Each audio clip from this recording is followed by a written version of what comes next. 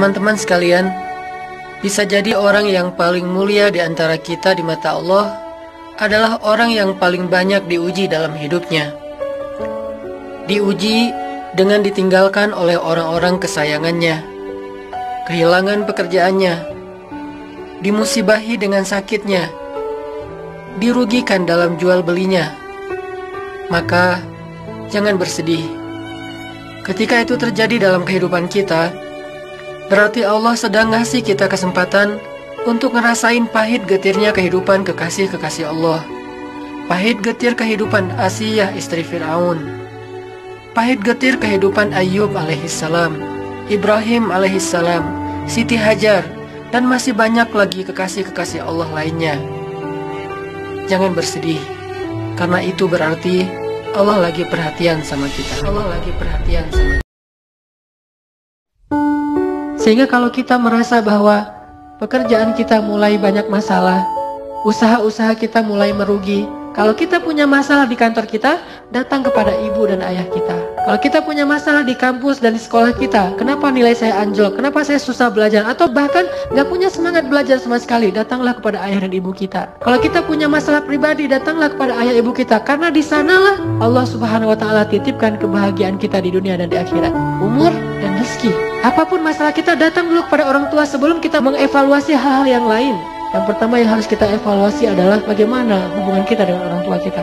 Udah berapa lama kita tidak datang kepada orang tua kita? Udah berapa lama kita tidak telepon orang tua kita? Termasuk masalah jodoh sekalipun. Kalau orang tua kita belum meridhoinya, atau orang tua kita meminta jatah waktu, maka niatkan itu sebagai bentuk mungkin adalah bakti kita kepada orang tua kita yang terakhir sebelum hati kita terbagi dengan orang yang kita cintai.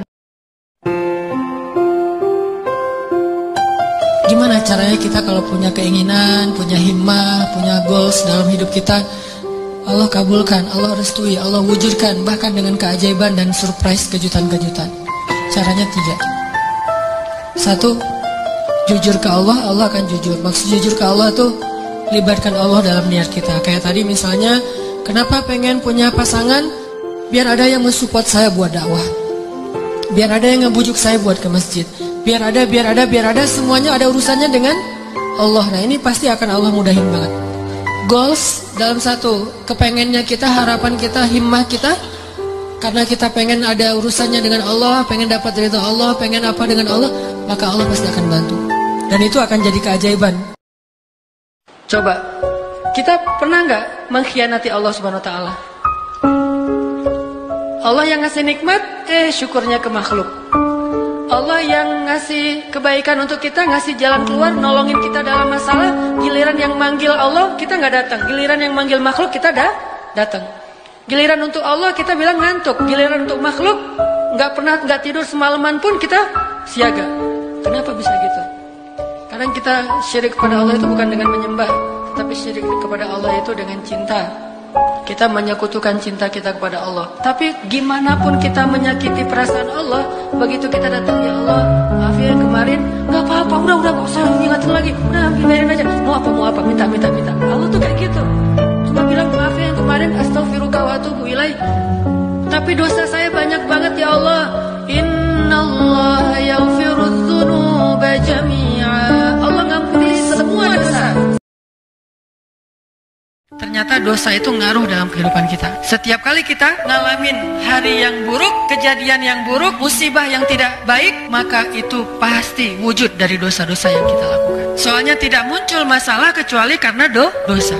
Kenapa? Karena Allah ingin mengampuni dosa hamba-hambanya dengan cara memberi musibah. Makanya Allah berfirman, wa ya'fu an katsir. Sebagian besar dosa kita itu nggak dibalas sama Allah. Allah biarin aja dulu, supaya kita punya kesempatan bertobat. Seandainya dosa kita itu dibalas terus-menerus, tapi Allah membalasnya itu perlahan-lahan, dikit, supaya ngasih tahu kita doang, biar kita ngeh gitu, insaf.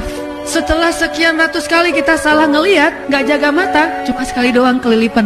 Padahal kalau Allah mau balas yang serius, nggak kayak gitu tuh. Begitu kita salah ngelihat, buta udah langsung. Tapi wa ya'fu an katsir, Allah maafin, udah biarin aja dulu. Lihat salah, biarin, mungkin dia tadi silap, mungkin dia bentar lagi taubat, mungkin dia bentar lagi minta ampun. Bahwa kebaikan selalu Allah simpan di balik suatu kesulitan. Itu selalu kayak gitu. Sehingga ketika kita mendapatkan kesulitan, kita langsung aware bahwa oh berarti Allah mau ngasih kebaikan nih setelah ini. Ketika kita mendapatkan satu ujian, kita langsung sadar, oh berarti akan ada kebahagiaan setelah ini. Ketika kita mendapatkan rasa sakit, kita langsung ngeh, oh ada rasa bahagia, ada rasa senang setelah ini. Sesungguhnya bersama kesulitan ada kemudahan. Dan Allah juga mengatakan di dalam ayat yang lain, wabasyiris sabirin, sampaikan berita gembira kepada orang-orang yang bersabar di masa-masa yang sulit. Makanya ini sebuah sunnatullah, hukum yang Allah buat dan tidak akan Allah ubah. Intinya ketika kita yakin bahwa kesulitan itu pasti akan ada kemudahan di baliknya, kita akan menerima kesulitan itu dengan rasa bahagia. Kita akan merasakan rasa pahit itu, rasa sakit itu dengan perasaan senang. Salah satu di antara kisah Al-Quran gimana benarnya kalimat fa'in nama al-usri yusra itu adalah kisah Yusuf alaihissalam.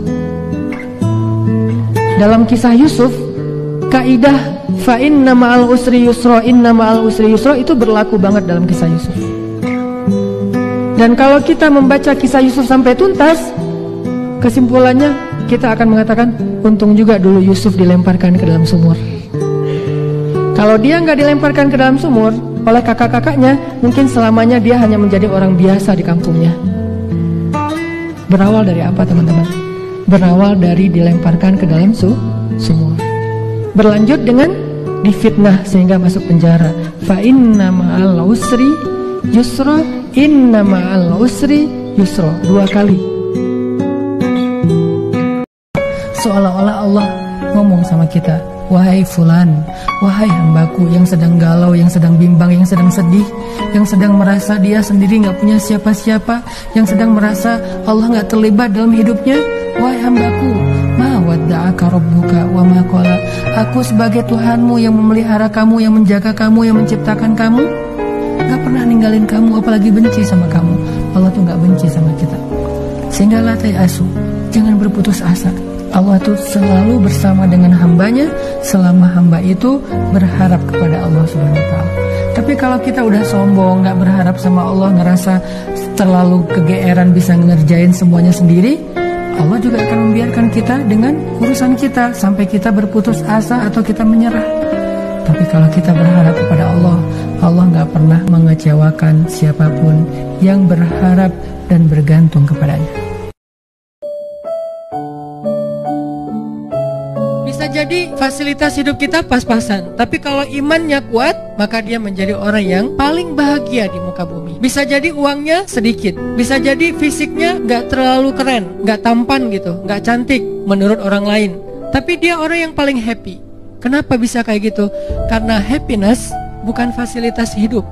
Happiness bukan apa yang bisa kita nikmati dalam hidup.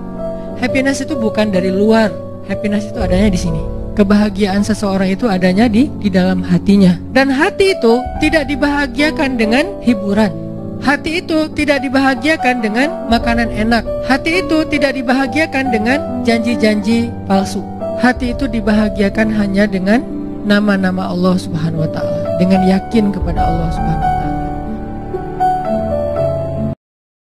Kalau pengen doa kita diijabah oleh Allah, ijabahlah panggilan Allah. Falyastajibu li wal yu'minu bi la'allahum yarshudun.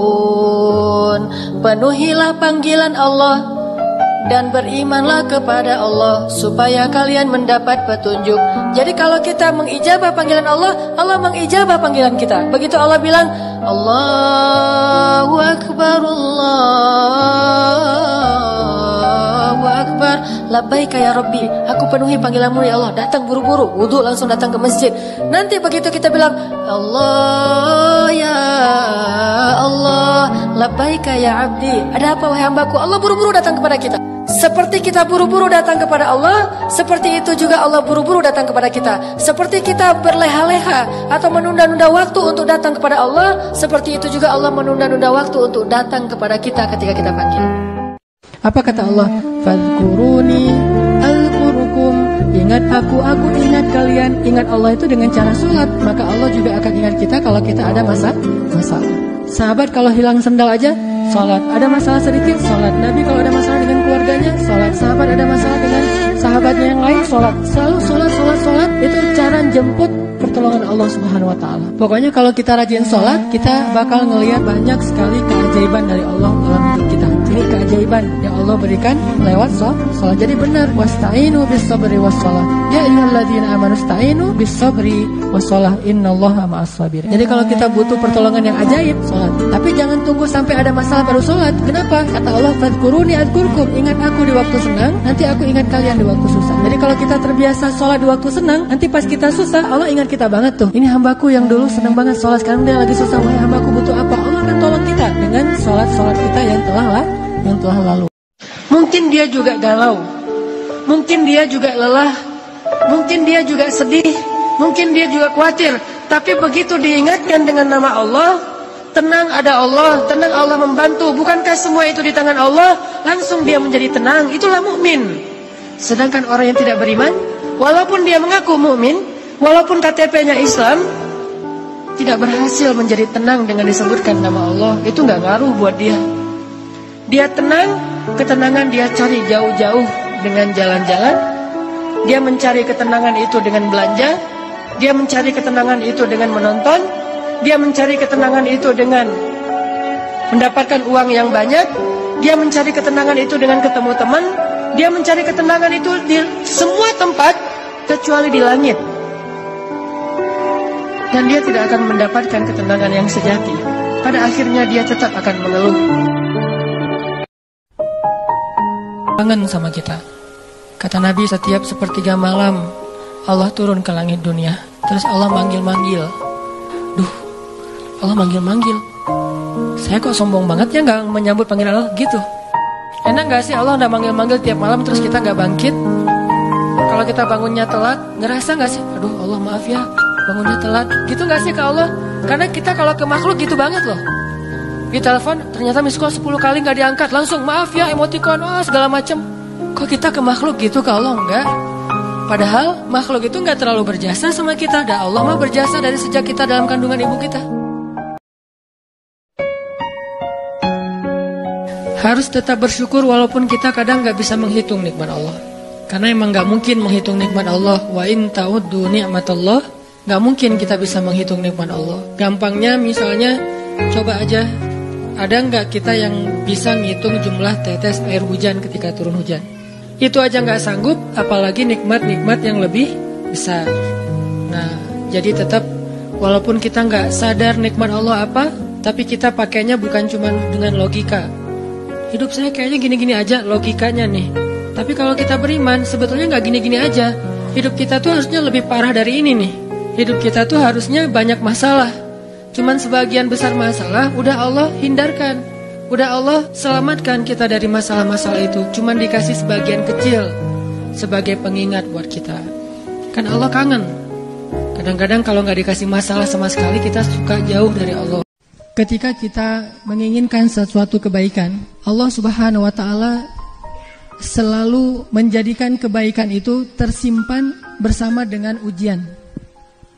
Allah Subhanahu wa Ta'ala membuat cara di mana setiap kebaikan, setiap kebahagiaan, setiap kesenangan itu Allah simpan di balik ujian. Itu selalu seperti itu. Tidak ada satupun kebaikan yang Allah berikan tanpa Allah berikan sedikit ujian sebelum mendapatkan kebaikan itu. Itu nggak ada. Jadi nggak ada kebaikan yang Allah berikan dengan cara bersenang-senang, itu tidak ada. Dengan cara foya-foya, dengan cara have fun, dengan cara free. Allah tidak berikan kebaikan dengan cara itu. Kenapa? Karena kebaikan itu mahal dan sangat berharga.